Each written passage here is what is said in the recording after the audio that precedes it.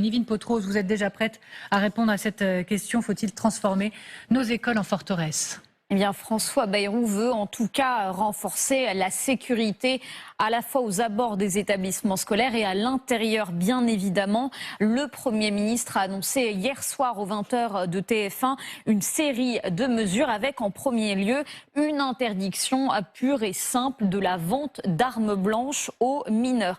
Et ce, dit-il, tout de suite. Alors très concrètement, lorsque un adolescent voudra acheter un couteau en ligne, par exemple, il devra renseigner son âge via une procédure de double identification, comme c'est désormais le cas pour les sites pornographiques. Autre nouveauté, chaque livraison d'objets dangereux nécessitera désormais la signature d'un adulte lors de la réception du colis pour éviter bien évidemment ces achats. François Bayrou qui veut aussi lancer une expérimentation de portique de sécurité à l'entrée des écoles, mais dans un premier temps uniquement, dit-il, dans les établissements qui connaissent des difficultés pour qu'effectivement ce soit d'abord dans ces écoles que le dispositif soit testé. L'idée derrière cette mesure, c'est, dit-il, de répandre dans l'esprit de tous les élèves et de leurs parents que le couteau est interdit parce qu'il est dangereux.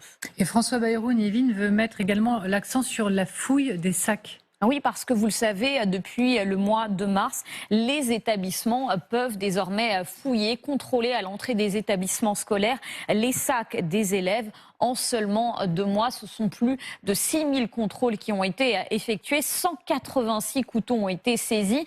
32 jeunes ont été placés en garde à vue et plus de 560 ont été reçus, ont fait l'objet d'un conseil de discipline. Ces fouilles, elles portent leurs fruits, selon François Bayrou, qui veut donc les poursuivre. Et puis, le Premier ministre veut également mettre l'accent sur la santé mentale des jeunes. Et pour ce faire, eh bien, il propose de former la communauté éducative pour repérer les élèves en difficulté sur le plan évidemment psychologique, pour qu'ils puissent avoir droit à un examen, un diagnostic et une proposition de traitement ou au minimum une prise en compte de leur état de santé. Merci beaucoup, Nivine Potros.